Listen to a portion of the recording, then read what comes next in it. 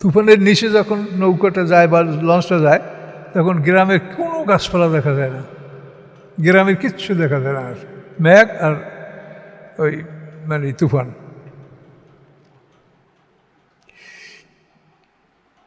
এই জন্য ছায়ার মতো বলেছেন, যখন ঢেকে ফেলে তাদেরকে তুফান ছায়ার মতো, মেঘের মতো। দাবুল্লাহ মুখলিসিন লাহুদ্দিন, তখন ডাকে তারা আল্লাহকে খাঁটিভাবে, লাহুদ্দিন আনুগত্য তার, অর্থাৎ খাঁটি আনুগত্য সহকারে তাকে ডাকে। সময় যদি কোনোভাবে কিছু না হয় তাই ওই মানে অন্য অন্য ভগবানদের দোয়াই দিয়েছে, আর শেষ পর্যন্তকালে মুসলমানের আল্লাহর দোয়াই, অন্য ভগবানে আর হয় না। এই জন্য বলে দাবুল্লাহ মুখলিসিনা লাহুদ্দিন, আচ্ছা ডাকলো এভাবে। আল্লাহ বলেন, আল্লাহ তো সবই দেখেন, সবই জানেন। ফালাম্মা নাজ্জাহুম ইলাল বাররি, অথবা যখন মুক্তি দেন তিনি তাদেরকে কিনারায়, বারুন মানে কিনারা, ফামিনহুম মুক্তাসিদ, তখন তারা আবার মধ্যমবর্তী হয়। তখন মানে আগে যে একেবারে খাঁটি একনিষ্ঠভাবে আল্লাহর কথা ভাবছিল এটা আর থাকে না, আল্লাহ থেকে একটু সরে যায়, মধ্যমপন্থী হয়। ওমা ইয়াজহাদু বিআয়াতিনা ইল্লা কুল্লু খাত্তারিন কাফুর, এবং অস্বীকার করে না আমার আয়াতগুলি ব্যতীত তারা যারা প্রতারক, খাত্তার মানে প্রতারক, আর কাফুর মানে অবিশ্বাসী, যারা প্রতারক, প্রতারণাকারী এবং কাফের ছাড়া আমার আয়াতগুলিকেও অস্বীকার করে না। কাফুর শব্দটা মনে ওঠে না, খত্তারেন কাফুর। ইয়া আইয়ুহান নাস ইত্তাকু রাব্বাকুম, হে মানব সকল ভয় করো তোমরা তোমাদের রবকে। ওয়াকশাউ ইয়ামান, এবং ভয় করো এমন একটা দিনকে, এই দিনটা বিচারের দিন। লা ইয়াজজি ওয়ালিদুন আন ওয়ালাদিহি, উপকার করবে না কোনো পিতা তার সন্তানের, ওয়ালিদ মানে পিতা আর ওয়ালাদ মানে সন্তান। লা ইয়াজজি, উপকার করবে না, ওয়ালিদুন কোনো পিতা, আন ওয়ালাদিহি তার সন্তানকে, ওয়ালা মাউলুদ লাহু, এবং মাউলুদ লাহু মানে সন্তান যার, সে হলো বাবা। মাউলুদ লাহু, মাউলুদ মানে কি শিশু, লাহু মানে যার, তার শিশু যার, সে কে? বাবা। ওয়ালা মাউলুদ লাহু হুয়া জাজের, নয় কোনো পিতা যে তাকে উপকার করা হবে বা উপকার পাবে সে, আন ওয়ালিদিহি শাইআ, আন ওয়ালিদিহি শাইআ। ওয়ালা মাউলুদুন, মাউলুদ মানে বাচ্চা, হ্যাঁ ভুল হয়েছে তর্জমা। ওয়ালা মাউলুদুন, এবং না কোনো বাচ্চা, জাজেন সে উপকার প্রাপ্ত হবে, আন ওয়ালিদিহি তার পিতা হতে, কোনো বাচ্চা তার পিতা হতে উপকার পাবে না, শাইয়া কোনো কিছু। আচ্ছা আমরা আবার দেখি, লা ইয়াজজি ওয়ালিদুন, উপকার করবে না কোনো পিতা, আন ওয়ালাদিহি তার সন্তানকে।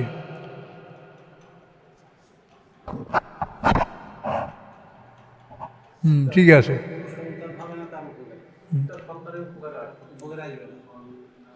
ওয়ালিদিহি আন সন্তানকে। ওলা মাউলুদুন, আর মাউলুদ মানে বাচ্চা, হুয়া জাজেন সে হবে না উপকার প্রাপ্ত, আন ওয়ালিদিহি তার পিতার পক্ষ থেকে, শাইয়া কোনো কিছু। ইন্না ওয়াদাল্লাহি হাক্কুন, নিশ্চয়ই আল্লাহর প্রতিশ্রুতি সত্য।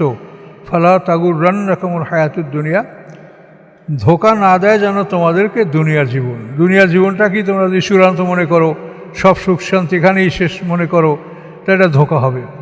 ফালা তাগুররান্নাকুমুল হায়াতুদ দুনিয়া, দুনিয়ার জীবন যেন তোমাদেরকে প্রবঞ্চনা না দেয়।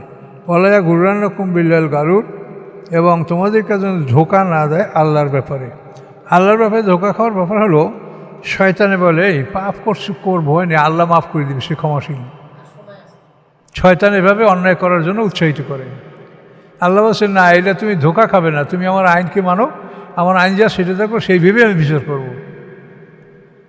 আমি ক্ষমাশীল, এই জন্য তো কাফেররা বলছিল যে আমরা দয়া পাবো, শয়তান বলছিল আমি দয়া পাবো। সেখানে পড়ছেন না আপনারা? আল্লাহ বলছেন সাআকতুবু লিল্লাযিনা ইত্তাকাউ, আমার এই রহমত আমি মুত্তাকিনদেরকে লিখে দেবো। তা তোমরা তো বঞ্চিত, তোমরা পাইলে না। তাহলে এই জন্য এখানে ওই ধরনের কথা যে শয়তানের ব্যাপারে তোমরা যেন ধোকায় না পড়ো। ইন্দাল্লাহ ইনদাহু ইলমুস সাআ, নিশ্চয়ই আল্লাহর নিকট কিয়ামতের জ্ঞান, মানে কিয়ামতটা যে কখন হবে এটা আল্লাহ ছাড়া কেউ বলতে পারে না, কোনো নবী রাসূল এটা বলতে পারবে না। ওয়ুনাজ্জিলুল গাইসা, এবং তিনি বর্ষণ করেন বৃষ্টি, এটা কোন মাঘে বৃষ্টি হবে, কোন মাঘে হবে না। আপনি খুবই মনে করছেন এই 7-8 তালে নামলাম, হয়ে বৃষ্টি আসলো, কিন্তু দেখবেন হয়তো আসলো না। তবে আপনি কিছুই দেখতে পাচ্ছেন না, হুম করে বৃষ্টি এসে গেল। ওই উনাজুলুল গায়সা, তিনি বৃষ্টি নাজিল করেন। ওই আলামু মাহফিল আরহাম, এবং তিনি জানেন যা আছে রেহেমের মধ্যে। এই বিষয়টা নিয়ে এটা হাদিসে আসে যে আল্লাহ 5টায় গায়েবের ইলম আল্লাহর কাছে, এটা কেউ জানে না। কিন্তু বর্তমানে তো রেহের মধ্যে কী আছে এটা ডাক্তাররা বলতে পারে, ছেলে মেয়ে কি এটা বলতে পারে, ছেলে না মেয়ে বলতে পারে। তাহলে এখানে কথা হলো, এই আয়াতের যে শানে নজুল, সেখানে বলা হয়েছে যে এরা আল্লাহ রসুলের কাছে আইসিয়া বিভিন্ন লোক বিভিন্ন প্রশ্ন করে। কেউ বলে কিয়ামত কবে আপনি বলেন, কোন মেঘে আমাদের বৃষ্টি আসবে বলেন, আমার স্ত্রী গর্ভবতী, সে কবে সন্তান প্রসব করবে বলেন। এখন ওদের প্রশ্ন ছিল কবে সন্তান প্রসব করবে, সন্তান ছেলেমেয়েরা, এটা প্রশ্ন তাদের ছিল না। এই জন্য আল্লাহ বলছেন যে তার সন্তান প্রসব করার সময়টা আল্লাহ জানেন। এটা কিন্তু ঠিক আছে, এটা কিন্তু কোনো ডাক্তারই বলতে পারে, ডেট দেবে আগে পরে, যে কোনো সময় সন্তান ভবিষ্যৎ হতে পারে। শানে নজরুলে আসলে এটা ক্লিয়ার হয় যে এটা একটা প্রশ্নের জবাবে আল্লাহ বলছেন। তো তাদের প্রশ্ন ছিল, এক পুরুষ এসে বলে, ইয়া রাসূলুল্লাহ, আমার স্ত্রীকে গর্ভে দেখিয়ে আসছি, সে কখন সন্তান প্রসব করবে। তা আল্লাহ রাসূল বলছেন আল্লাহ ছাড়া কেউ জানে না, কিন্তু গর্ভবতী কি এটা না, সে বলছে যে আমার সন্তান কখন, আমার স্ত্রী প্রসব, এটা ছিল তার প্রশ্ন। ওটা যদি আপনি ডাইরেক্ট বলেন তো ওইটা হয়, আর যদি শানে রসুল বলেন তো এইটা হয়। আর ওটাও যদি আপনি বলেন, হ্যাঁ ঠিক আছে, ওটাও যদি বলেন যে না আসলে সন্তান ছেলের নামে এইটাই জানতে চাই, এটা যদি জানতে চা হয়, যেখানে বলছেন ওই আলামু মাহফিল আরহাম, এটা জানেন যার রেহেমে আছে, আল্লাহ জানেন, তো আর কেউ না জানবে কথা আল্লাহ বলেন নাই। তাহলে এখানেও আপনি মুক্তি পেয়ে যাচ্ছেন, আল্লাহ জানেন, তাতে আপনি জানবেন না তা তো বলেন নাই। তাহলে ওটা তর্জমা করলেও আপনি এইভাবে থেকে মুক্তি পাচ্ছেন, মানে পেঁচে পড়বেন না। আল্লাহ জানেন, তো আল্লাহই তো জানেন, অন্য কেউ এটা, অন্য কেউ যে জানতে পারবে না এটা নয়। ওই আলামু মাহফিল আরহাম, তিনি জানেন যা আছে রেহেমের মধ্যে। এখানে কিন্তু সামনেরটা বলছে অমা তাদরি, কিন্তু এটাই কিন্তু তা বলা না, বলছে ওই আলামু মাহফিল আরহাম, আর সামনেরটা বলছে অমা তাদরি, কেউ জানে না। হ্যাঁ, অমা তাদরি নাফসুন, কোনো মানুষ জানে না, মাজা তাকসিবু গাদা, সে কালকে কি অর্জন করবে। অমা তাদরি নাফসুন, কোনো মানুষ জানে না, বেআইয়ার দেন তামুত, কোন জমিনে তার মৃত্যু হবে। ইন্নাল্লাহ আলিমুল খবির, আল্লাহ তাআলা অবগত, তিনি অবহিত। তো এখন দেখেন এইগুলোই কিন্তু লা তাদরি বলছেন, আর ওইটাই বলছেন আল্লাহ জানে। তা আল্লাহ জানে মানে তাদের আল্লাহ জানে, তোমরাও জানতে পারো, এটাই এই সুযোগটা আছে। সূরা লোকমান শেষ হলো। লোকমান হাকিম ইনি একজন মহাপণ্ডিত লোক। এই লোকমান হাকিমে তার মনিব একদিন একটা ছাগল দিয়া বলছে, এই ছাগলটা জবে করে এর সবচাইতে সুন্দর যে 2টা অংশ তার দেহের, এটা আমাকে দাও। তো উনি ছাগল জব করে তার হৃৎপিণ্ড এবং জিহ্বা, এই 2টা জিনিস দিচ্ছে, যে এই 2টা সবচাইতে উত্তম। এরপর এবার আর একটা ছাগল দিয়ে বলে যে এই প্রাণীটার সবচাইতে নিকৃষ্ট অংশ 2টা আমাকে দাও। তো তখন আবার ওই কলব মানে হৃৎপিণ্ড আর জিহ্বা ওইটাই দিছে। তো বলেন যে তুমি ভালো ওইটা দিলে আর মন্দ ওইটা দিলে, এটার অর্থ ঠিকই আছে। মানুষ যদি এই 2টা জিনিস পবিত্র রাখে তো এইটাই সর্বোৎকৃষ্ট, আর যদি এই 2টা জিনিস নষ্ট করে তো এইটাই সবচাইতে অপবিত্র। খালি ভালো সবচাইতে এই 2টা, আর মন্দ সবচাইতে এই 2টা। কিন্তু এই লোক মানে উপদেশটা মনে রাখবেন, ওই যে কদ আফলাহা মান যাক্কাহা ওয়াকাদ খাবা মান দাস্সাহা। এই যে ফুজুর এবং তাকওয়া, এটা মানে এটাকে মানে পবিত্র রাখা, এটা আমাদের মানুষের দায়িত্ব। আলাম তারা আন্নাল্লাহ ইউলুজুল লাইলা ফিন নাহার ওয়া ইউলুজুন নাহারা ফিল লাইল, আপনি কি দেখেন না যে নিশ্চয়ই আল্লাহ তাআলা রাতকে দিনের মধ্যে ঢুকিয়ে দেন, অর্থাৎ শীতের মৌসুমে রাত দিনের মধ্যে ঢুকে যায়, রাতের অংশ কভার করে ফেলায়, রাত বড় হয়ে যায়। আবার ওয়াইলুজুন নাহারা ফিল লাইল, আবার গ্রীষ্মকালে আল্লাহ তাআলা দিনকে রাতের উপর চাপাই দেয়, ফলে দিন বড় হয়ে যায়, রাত ছোট হয়ে যায়। এখন যেমন 15 ঘন্টা দিন আর 9 ঘন্টা রাত, আল্লাহ বলেন এইটা করতে আল্লাহর কি লাগে? এইটা করতে সূর্য প্রতিদিন নূতন জায়গায় উদয় হবে, নূতন জায়গায় অস্ত হবে, প্রতিদিন সূর্যের লাইন পাল্টাই দিতে হবে, তখন এই জিনিসটা আস্তে আস্তে হবে। এখন সূর্য কোনখানে লাইনে চলে, সূর্যের লাইন কি? আমরা তো রেলের লাইনটা বুঝি যে ইঞ্জিনটা আসলে স্টেশন মাস্টার ঘাটাঘাট এই করে দিয়ে দিল, সামনের ইঞ্জিনটা ঘুরে পিছনে চলে গেল। কিন্তু প্রতিদিন চন্দ্র সূর্যের এই লাইন কে পাল্টায়? কে ওখানে যাইতে পারে? সূর্যের ধারে কাছে কি কোনো প্রাণী যাইতে পারে? ওইখানে এত বড় প্রচন্ড জ্বলন্ত আগুন, সেখানে কে এই সূর্যের লাইন কে পাল্টায়? এবং এইভাবে আস্তে আস্তে এখন দিন বড় হওয়ার সমাপ্তির পথে, এরপর এখন আবার রাত বড় হতে শুরু করবে। সাক্কারা শামস আল কামারা, এবং চন্দ্র সূর্যকে তোমাদের অনুগত করে দিয়েছেন, অর্থাৎ তোমাদের সেবায় নিয়োজিত। চাঁদ বলবে না যে আজকে আমার মেশিন খারাপ, আজকে আমি উদয় হব না। সূর্য বলবে না যে আজকে আমি জ্বলবো না, আমার তেল ফুরিয়ে গেছে। এটা আল্লাহ তাআলা এমনভাবে তোমাদের সেবায় নিয়োজিত রেখেছেন যে নিয়মিত সার্ভিস তারা দিবে। এবং তোমরা ইচ্ছা করলে অন্ধকারকে আলোকিত করতে পারো, আলোকে অন্ধকার করে তোমরা ব্যবহার করতে পারো। এই যে রাতকে আমরা এখন আলোকিত করে ব্যবহার করছি, রাতে আপত্তি জানাইছে যে আমার কাজ হলো অন্ধকার থাকা, তোমরা আমাকে আলোকিত করলে কেন? আবার দিনের বেলা যদি আমরা মনে করি যে আমরা অন্ধকার করে আমরা এই জায়গায় একটু বিশ্রাম করবো, ঘুমাবো, তাও দিন বলবে না যে তুমি আমার এখন আমার টাইম, আমি আলোকিত করব, তুমি অন্ধকার কেন করলে?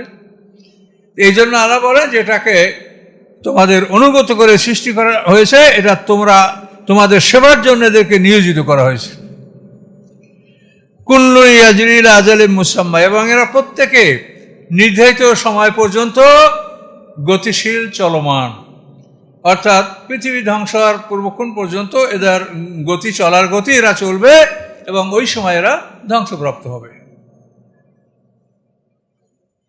সূর্যের গন্তব্যস্থল সম্পর্কে বিজ্ঞানীরা বলেন যে সূর্যের গন্তব্যস্থলের নাম হচ্ছে সোলার অ্যাপেক্স। সূর্য এখন যে গতিতে চলে, এভাবে 10,000 কোটি বছর পর্যন্ত সূর্য চলার মতো তার মধ্যে জ্বালানি ক্যাপাসিটি আছে। এখন আমাদের কিয়ামত তো আর অত দূরের ব্যাপার না, তার আগেই এটা অবশ্যই ইনশাল্লাহ সংগঠিত হবে, যেহেতু আমাদের রসুল হলো শেষ রাসূল, কিয়ামতের আলামত, কাজে এটার পাওয়ার ওই পর্যন্ত আছে। তা আল্লাহ বলেন নির্ধারিত সময় পর্যন্ত এটা চলবে। ওয়ান্নাল্লাহু বিমা তা'মালুনা খাবীর, এবং নিশ্চয়ই আল্লাহ তাআলা তোমাদের কর্ম সম্পর্কে অবগত আছেন। তোমরা কি করো, তোমার সমস্ত কর্ম আল্লাহর কাছে জমা হচ্ছে। ইয়া আইয়ুহাল ইনসান, হে মানুষ, ইন্নাকা কাদিহুন, তুমি পরিশ্রমী, ইলা রাব্বিকা কাদহা, তোমার রবের কাছে তোমার সমস্ত পরিশ্রম জমা আছে।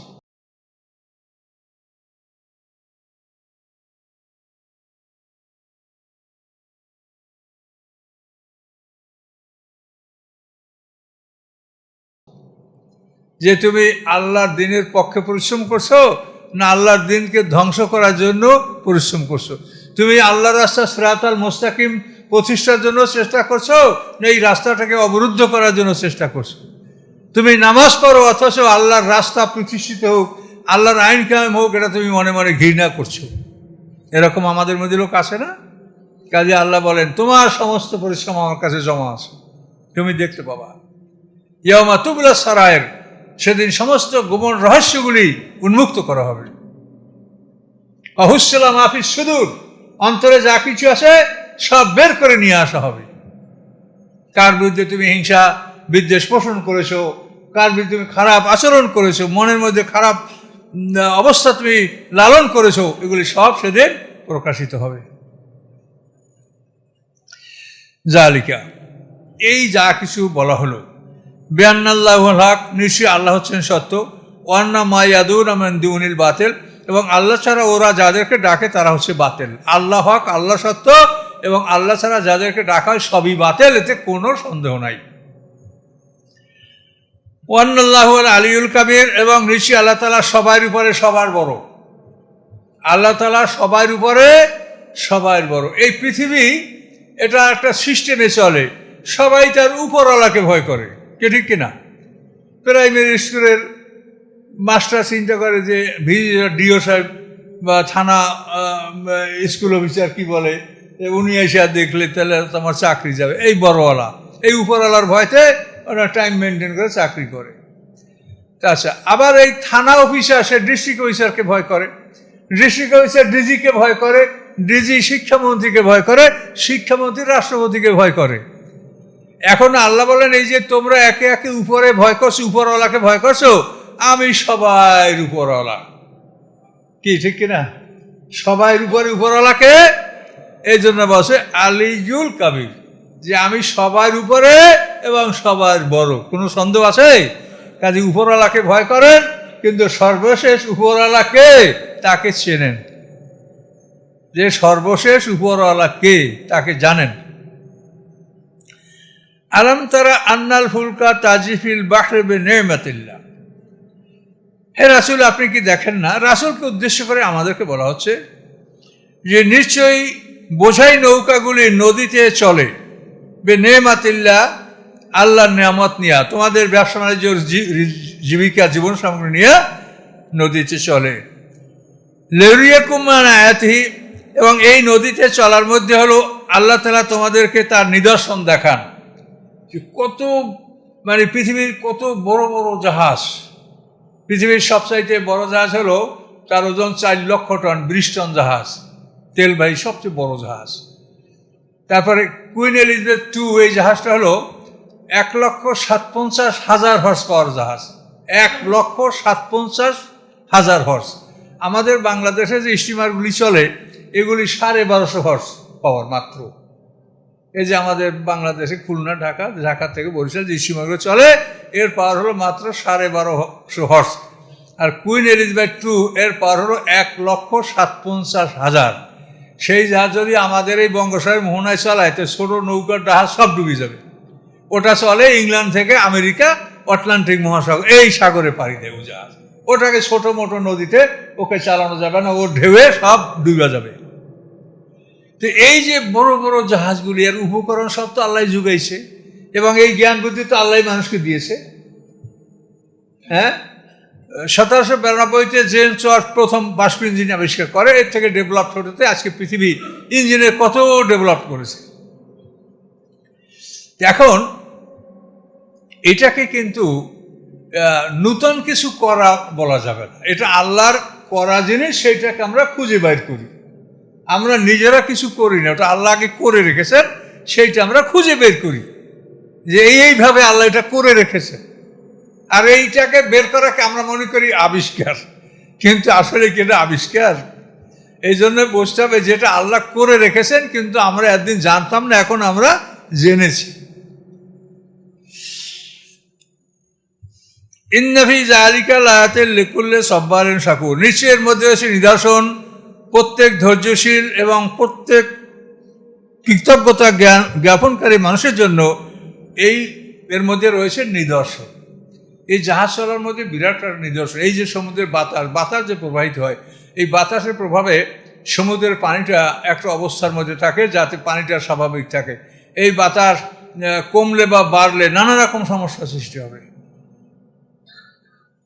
সমুদ্র সমস্ত পানিটাতে বরফ হয়ে আর না যায়, বরফ হয়ে গেলে জাহাজ চলতে পারবে না। কাজে এমন একটা টেম্পারেচার আল্লাহ তাআলা আবহাওয়ার মধ্যে রাখেন যাতে পানিটা সম্পূর্ণ বরফ হয়েও না যায়, আবার সমস্ত বরফটা গলেও না যায়। এভাবে আল্লাহ তাআলা মানে এমন একটা অবস্থা সৃষ্টি করে রাখছেন এই মহাবিশ্বে। এটা একটা মারাত্মক আল্লাহর কুদরত।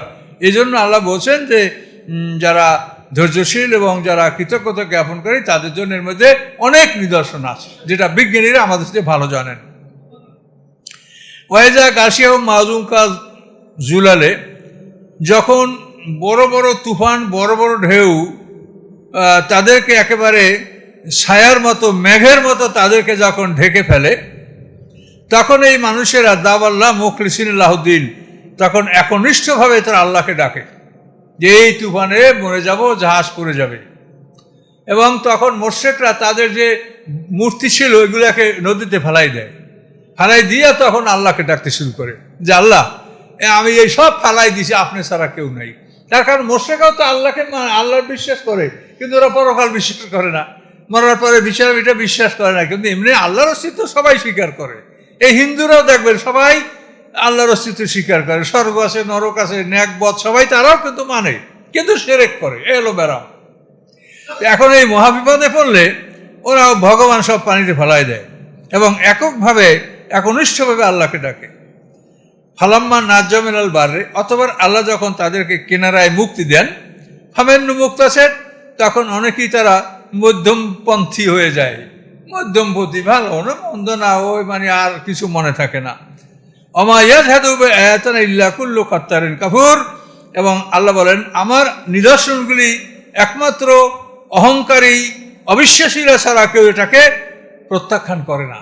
যারা অহংকারী, যারা অবিশ্বাসী, তারাই কিনারে আসলে তখন আল্লাহর কৃপা, আল্লাহর নিয়ামতের কথা তারা ভুলে যায়। তখন তারা শিরক করে যে অমুক মাঝির কারণে নৌকাটা বেঁচে গেছে, অমুক কাপ্তানের কারণে জাহাজটা বেঁচে গেছে, অমুকের জাহাজের মানে দিগদর্শন ভালো বুঝতে বসছে, এইভাবে তখন তারা ওই মানুষের গুণকীর্তন করে, তো আল্লাহ যে মুক্তি দিছে এ কথাটা তারা ভুলে যায়। ইয়া আইয়ুহান নাস ইত্তাকু রাব্বাকুম, হে মানব সকল, তোমরা তোমাদের রবকে ভয় করো। তো এই যে রব, এই রবের ব্যাপারটা আপনাদেরকে আমরাও বহুবার বলছি, আর আল্লাহ কোরআনে বহুবার বলছেন। আল্লাহর অনেকগুলি নাম আছে, 99টা নাম, তার মধ্যে রব নামটা খুবই গুরুত্বপূর্ণ। কোরআন যখন নাযিল হয়েছে তখন আল্লাহ বলছেন ইকরা বিসমি রাব্বিকা, তুমি তোমার রবের নামে পড়ো, কিন্তু ইকরা বিসমিল্লাহ বলে নাই, বলছে রব। রব হলো পালনেওয়ালা, যিনি সমস্ত মাখলুকাতকে লালন পালন করেন। যখন যার যা প্রয়োজন তখন সেই জিনিস সেই পরিমাণ তার জন্য সরবরাহ করেন, এবং এই সরবরাহটা তিনি এমনভাবে করেন যে একটা প্রাণীর মৃত্যু ঘটে এবং সেই উচিলে আর একটা প্রাণী বেঁচে থাকে। রব, একটা পুঁটি মাছ, ওর হায়াত নেই, মরবে, এখন মরলে পানিতে তো মরিয়া পচবে, পানির মধ্যে দুর্গন্ধ হবে। তো আল্লাহ করছেন কি, ওই যে পুঁটিটার এখন হায়াত নাই ওইটাকে আল্লাহ একটা ক্ষুধার্ত শোল মাছের কাছে হাজির করলেন, আর শোল মাছের ঘপ করে পুঁটি মাছটা খাইয়ে ফেলাইলো। খাইয়ে ফেলার কারণে পুঁটি মাছের মরণ হয়ে গেল, শোল মাছের বাঁচার ব্যবস্থা হয়ে গেল। আবার ওই শোল মাছের মরণের সময় যখন আসে তখন আল্লাহ তাআলা একটা বোয়াল মাছের সামনে হাজির করবে, বোয়াল মাছে ওরে ঘপ করে ধরে খাইয়ে ফেলবে, তো শোল মাছের মরণ হলো, বোয়াল মাছের বাঁচার ব্যবস্থা হয়ে গেল। এভাবে প্রত্যেকটা প্রাণীর হায়াত এবং মৌয়াতের তালিকা ঠিক রেখে যিনি রিজিক দেন তার নাম হচ্ছে রব। কত বড় কৌশল! বোয়াল মাছকে আবার মৃত্যু সময় তিনি হাঙ্গরের কাছে হাজির করবে। এই আপনারা আমরা যেগুলো প্রাণী জবা করে খাই, মনে করেন আপনি একটা গরু বাজারে নিয়ে গেছেন, কিন্তু আপনার গরুটা কেউ দাম করে নাই। কি ভাই, কি খবর? হ্যাঁ ভাই, গরুটাকে কেউ জিজ্ঞাসাই করলো না, কেউ দাম করলো না। কেন দাম করে নাই? আপনার গরুটার এখনো মরার সময় হয় নাই। যে গরুটার মরার সময় হয়েছে পাইকার ওইটার পাশে ঘরে আর গোশত মাপে, কয় মন হবে, কত দাম হবে, ওইটা কিনে সে ট্রাকে তোলে, ওটাকে কসাইখানা দেওয়া হয় বা কোরবানির জন্য নিয়ে যাওয়া হয়। কিন্তু আপনার পশুর এখনো হায়াত আছে, এই জন্য ওটার কোনো গায়েকে আপনার গরু দেখে না। কথা বুঝতে পারছেন? তা হায়াত এবং মৌয়াতের তালিকা ঠিক রেখে যিনি সমস্ত সৃষ্টিকে খাদ্য দান করেন তার নাম হচ্ছে রব। এই জন্য আলহামদুলিল্লাহ রব্বুল আলামিন, ওখানেও কিন্তু আল্লাহর পরিচয় দিতে রবের কথাটা বলা হয়েছে। কোরআন যেখানে শেষ করা হয়েছে সেখানে বলা হয়েছে কুল আউযু বিরাব্বিন নাস। কাজেই রবের গুরুত্ব খুব বেশি। এই জন্য আল্লাহ বলেন, হে মানুষ, আল্লাহকে ভয় করো, যে আল্লাহ তোমাদের রব, তোমাদের লালন পালনের যাবতীয় ব্যবস্থা তিনি গ্রহণ করেছেন। সকল প্রাণী দুই দিক থেকে খাদ্য গ্রহণ করে, মুখ থেকে এবং নাক থেকে। এখন মুখের খাবারের চাইতে নাকের খাবার খুব গুরুত্বপূর্ণ। মুখের খাবার যদি আপনি কয়েকদিন না খান আপনি মরে যাবেন না, কিন্তু নাকের খাবার আপনি 5 মিনিট বন্ধ রাখছেন তখনই লাশ, আর আপনার বাঁচার কোনো ক্ষমতা নাই। তো প্রত্যেকটা প্রাণী মুখ থেকে খায়, নাক থেকে খায়। তো মুখের খাদ্যের চাইতে নাকের খাদ্য বেশি জরুরি, বেশি মূল্যবান। এই জন্য আল্লাহ বলছে যে খাদ্যটা বেশি জরুরি, বেশি মূল্যবান, বেশি প্রয়োজন, ওইটা আমি সরাসরি দায়িত্ব নিয়ে নিলাম। তোমার নাকের খাবারের জন্য আমি বায়ুমণ্ডলটা সব অক্সিজেন থেকে ভরে দিলাম, তুমি শুইয়া বৈশা ঘুমাইয়া নাক টানো, তুমি অক্সিজেন পেতেই থাকবা। আর মুখের খাবারটা তুমি একটু হাট করিয়া বাজার করিয়া কামাই করিয়া চাষবাস করিয়া তুমি খাও, ওটাও আল্লাহর দেওয়া, ওটা তুমি নিজে মেহনত করে একটু জোগাড় করে খাও। আর নাকের খাবারটা সরাসরি আল্লাহ সরবরাহ করছেন। এর নাম কি? রব্বুল আলামিন। ভেবে দেখেছেন যে নাকের খাবারটা কত জরুরি সকল প্রাণীর জন্য, শুধু মানুষ, সকল প্রাণীর জন্য, গাছপালার জন্য। গাছপালা পাতা থেকে খাদ্য গ্রহণ করে, শিকড় থেকে খাদ্য গ্রহণ করে, সমস্ত পশু পাখি জীব জানোয়ার মুখে খায়, নাকে খায়। এখন এই নাকের খাবারটা খুবই কষ্টকর, খুবই মূল্যবান। আল্লাহ বলছেন এইটা আমি বিনামূল্যে তোমাকে সাপ্লাই দিয়ে দিলাম।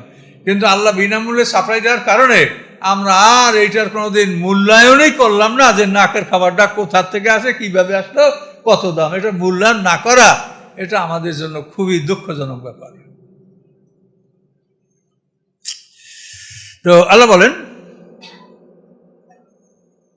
রব্বাকুম, তো হে মানুষ সকল তোমরা তোমাদের রবকে ভয় করো। অক্সা ইয়ামান, এমন একটা দিনকে ভয় করো, লাইয়াজি ওয়ালিদুন ওয়ালাদি, যেদিন কোনো পিতা তার সন্তানের কোনো উপকার করতে পারবে না। ওলা মাউলুদুন হুয়া জাদেন ওয়ালিদি, কোনো সন্তান তার পিতার কোনো উপকার করতে পারবে না।